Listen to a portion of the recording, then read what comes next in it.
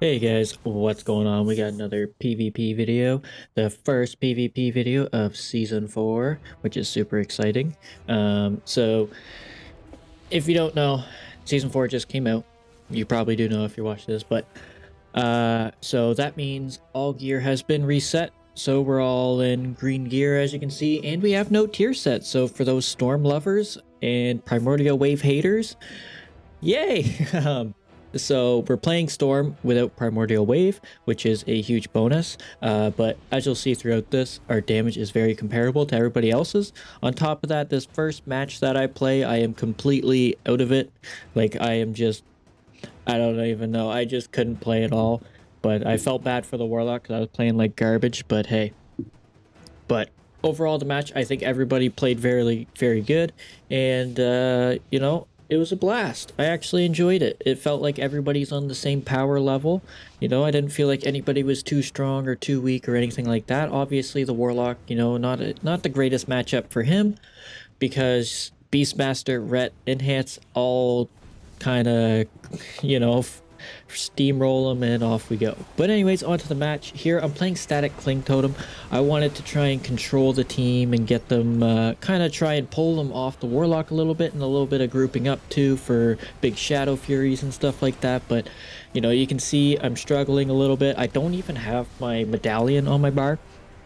And also quite a few times I'm trying to hit Primordial Wave because it's geared into my brain for so long. So I'm trying to get out of that playstyle, but here I'm on the Hunter. I shouldn't be at all. I should be on the Ret Paladin. I don't know what I'm doing here. I'm just being dumb. So I end up switching, and then he CCs the Ret there. I go in for a Hex on the Paladin. I eat a Trap as well as a Scatter Shot, which is fine because it's not on the healer, right? So I'm trying to pull that out. I get a Hex, then he goes ahead and trinkets it, so it doesn't really think. I'm rooted. I'm just trying to hit something, right? I'm getting close. I'm trying to hit. I group them up. Keep them away from the Warlock. I get Searing Glared here, and I am back on the Ret Pally like I'm supposed to be, rather than being dumb and being on the Hunter because it's pointless of trying to chase his ass. Here he bubbles, so I just go ahead and switch, right?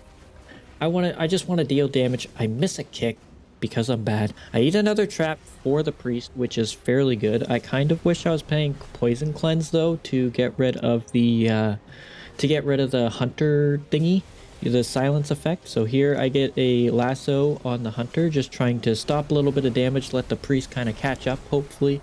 But unfortunately, I'm not playing very good. As you can see by my damage as well, I'm just playing like crap. So I'm just trying to stop as much damage as possible, hit what I can, get over to the Warlock, try and CC. I get blinded. I go for some spam healing, and it just wasn't enough. So I was playing like crap, being a dumb. So that match was completely on me. And if the Warlock sees this video, I'm sorry. I was playing like a monkey. But yeah, so anyways, here I finally put my trinket on my bar because, new gear set, your trinket doesn't switch over, and man, it kind of sucked. But you know what? You play, you live and learn, off we go. But here we're fighting the Warlock, so I grab grounding, put that on my bar, and the Ret Paladin says, yo, let's just go for the Warlock. And I was like, yeah, I totally agree, let's just smash him. So that's the plan. Now here, the Hunter is going to be all over our priest, right? But between me and the Ret Paladin, there's not a whole lot we can do. All I can do is try and hex him and maybe lasso him to try and stop a few things, but that's about it. So here, he drops his portals, and I know, okay, these are going to do quite a bit of damage. Let's drop a grounding totem, let's absorb them, and we absorb quite a lot of damage. I'm also playing the talent that allows me to funnel a super storm strike from Crash Lightning. And the reason why I'm running this is because of the Beastmaster Hunter. As you can see, all of those pets funnel into a Storm Strike, and it increases Storm Strike damage by up to 60% on your next Storm Strike. So it's actually a massive hit. So there, I go ahead and lasso the Warlock because I saw our priest was kind of CC'd, and I just wanted to stop damage. I want to stop the fears. I go ahead and LOS a little bit, get a Storm Strike cleave right there to power up Storm Strike, start wailing on the Warlock again. He gates away, so I'm like, okay, now we gotta chase. This is kind of a pain. So I'm just waddling away, spamming Feral Lunge trying to get to him. Go for a Hex, try and juke a kick maybe, but get kicked anyways because I suck at that. But here I get bopped, so I was like, okay, I'm not quite taking too much damage, but I still got to be careful. Go ahead and Hex the Hunter. I want to stop damage, right? I want to reduce the amount of damage going out. And hexing the hunter is a great way to do that because even though the pets still do a lot of damage on their own, you're stopping all the kill commands, all the CC going on your priest and stuff like that. So it's always great to CC DPS. Don't always think, oh, I need to CC the healer to stop healing. That's not always the case. If you can keep your healer's mana high and your defensives up, go ahead and CC the other DPS. It's very, very important, especially a high damage output DPS like BM Hunter. Even though, you know, you can't really CC their pets, you can root them and stop their damage as well. But when you're an Enhanced Shaman, you rely, especially in this build, you rely a lot on the cleave effect of yours onto other mobs. That's why demonology warlocks and stuff like that all fall to you very easily, is because you're cleaving and you're getting so much damage output from funneling. It's enhances like a massive funnel. And here I went ahead and burrowed. I didn't want that chaos bolt going off at all because I was already at about 30% and it was terrifying. But yeah, as you can see there, we just blurped them. I don't even know what that word means, but blurped them. Sure. We'll go with that. But anyways, here we have Beast Cleave. As you've probably seen in the last couple videos, we've played it. And honestly, it's one of the highest damage outputs, in my opinion, of comps. But it lacks defensive quality and it lacks a little bit of control, but you have to rely on your hunter to control the healer, right? So that's the plan. Hunter control healer, I control rep paladin, right? And we want the warlock because we don't want him casting. So I kind of pull the rep paladin over. He's not very close, so I just go ahead and hex. Stop his opener. Stop any form of opener going out and start wailing. I get a really nice ascendance proc here with power infusion, and if you didn't know, for whatever reason, every time I get power infusion, ascendance procs. Even in PvE, I don't know why, it just seems to increase the chance. I don't know if that might be a bug or just lucky RNG for me, but yeah, that always happens, no matter what. Whether anytime during power infusion, I always get an ascendance, even if it's at the end. It's kind of crazy. But here, I do push in quite far, and the priest does have to kind of come and, you know, heal me a little bit, so I was kind of being careful, but not really. I was mongoing. But here he gets a bop, he uses his defensive, so it's like, okay, that's a whole lot, but we're still going to go after him, right? There's not much point in hitting the rep paladin because he has bubble and stuff like that, and we want to stop as much damage as possible. And here this searing glare is really freaking annoying. So paladins are getting quite a lot out of that. But here our healer gets hodged. I don't quite have too much, so I use Sunder to kind of stop them. And there he goes for a Mortal Coil. And if you didn't know, most times when especially a Destro lock, they use Bane of Havoc or Curse of Havoc, whatever it's called. If you dispel the Havoc, only one Mortal Coil goes out. And as you can see here, I got quite low, so I just burrowed and got to my healer's line of sight and then back onto the Warlock. So I know for a fact right here, I am in danger, so I LOS, right? And this is where a big mistake of mine comes in. I don't try and save our priest at all. I'm so focused. I was like, oh man, the priest is hodged. Let's try and kill. Let's kill. I got an ascendance bar. I should have been healing the priest right here. I should have been healing the priest that whole time, trying to help him out, right? So that's a huge mistake on my part. Or even lasso the rep paladin or the warlock.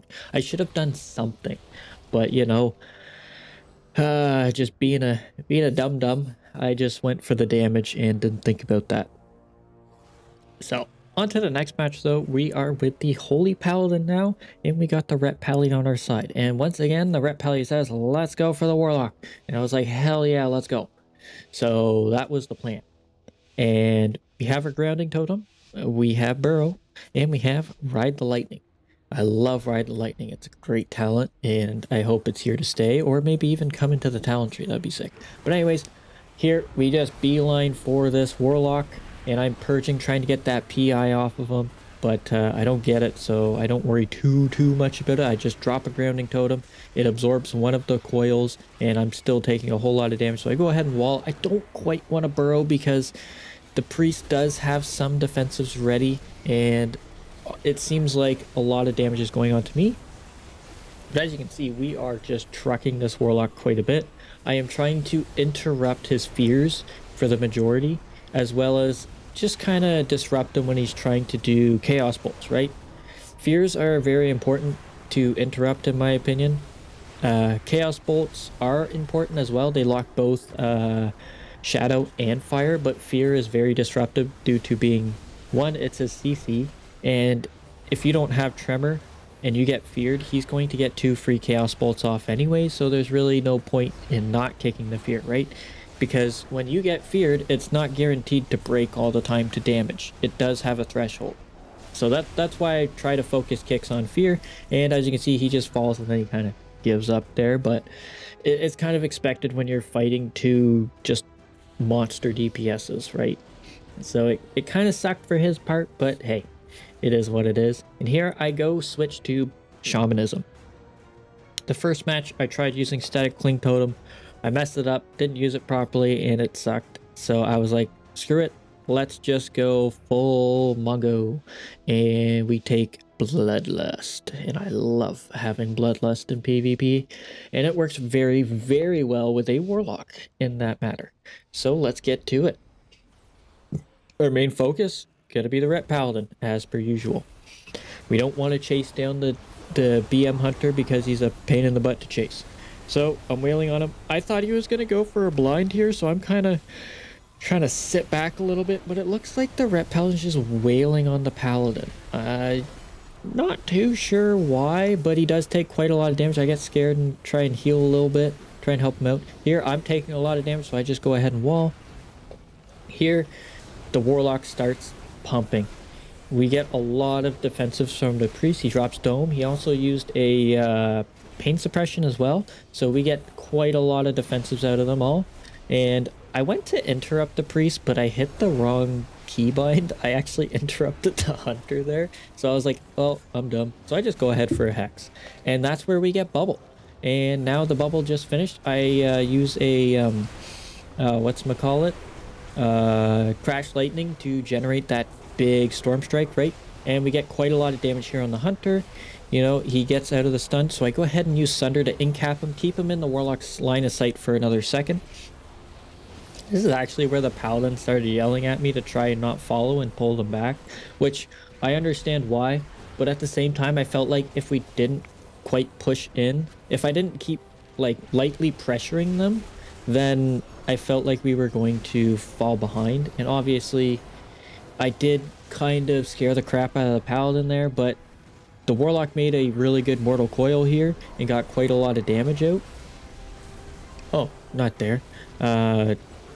That's weird. I thought he got a lot of damage there, but there our paladin uses bubble to get out of that hodge because it was quite a lot of damage, and I'm just getting so much damage onto this Ret Paladin. There's another pain suppression, so I pull out. We got another defensive. There's not much I can do here, so I go ahead and kill the hunter pet. And I know it's not ideal to kill a hunter pet, and the reason why is because they can bring it back to life pretty quickly. But here, as you can see, he goes for the res. I go ahead and hex him, and this pulls the hunter out of the fight for quite a while. Although he finished the res while hexed, which is... I don't understand that, but whatever. I don't understand why he can cast revive while hexed, but sure. But yeah, I pulled the hunter out of the fight for quite a bit. He has to res his pet, and then he has to sit a hex, right? There wasn't much he could do. And here he gets a nice mortal coil. We get so much damage. There's Bloodlust, and the Ret Paladin falls over. They had nothing left. So yeah, I should have listened to the Paladin a bit earlier to pull back, but you know, I felt like we needed to get one more defensive out of them before we could. And that's what happened. So thankfully it worked out, and thankfully the Paladin followed me into my selfish call. So I am glad for him for doing that. But here it is, another set of Beast Cleave, and this is the final match. We are with the Paladin. Our main focus is going to be on the Destro lock, and we want to try and CC the Ret Paladin as much as we can.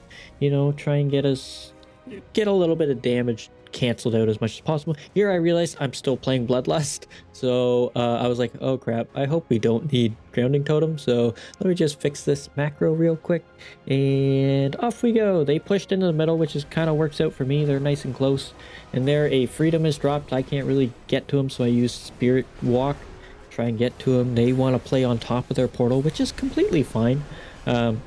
Here I was just kind of waiting for a little bit of CC. There he gets everything. I have Doom Winds rolling, so I was like, okay, I'm just gonna trinket and get this damage out. Just pump, right? Hit whatever I can. The Warlock is pumping right now, so I was kind of like, okay, let's go LOS, pull him, and I get an Ascendance proc, which was great. Here, I think I interrupted his Immolate or something, and he went for Chaos Bolts. I go ahead and hex the Priest, which was great, but unfortunately, Ride the Lightning still targets people that are in CC, so it kind of sucks that way, but it is what it is, especially if they come close. There I stopped damage because our Paladin was hodged. I don't have Tremor to break him out of that fear, so I try to heal myself a little bit here, just trying to help out the Paladin, you know, stay alive a little bit. But here we get a lot of damage on this Warlock. There's the next Pain Suppression, and we're just trying to play this game out. The Hunter is doing an amazing job of keeping the healer CC. There's the bop. I purge. I think the Hunter also purged, and I get another Ascendance proc. There's the life swap. They're absolutely terrified right now, which, you know, rightfully so. I go ahead and burrow, right? I'm taking a lot of damage. The Warlock ports. I'm just, you know, trying to stay out of sight of that Warlock because he is the scary one. Go ahead and hex the Ret Paladin, and he bubbles it. Right, so that kind of sucked, but, you know, it forced his defensive, meaning he is also a target at the same time, but we still do want to prioritize this Warlock.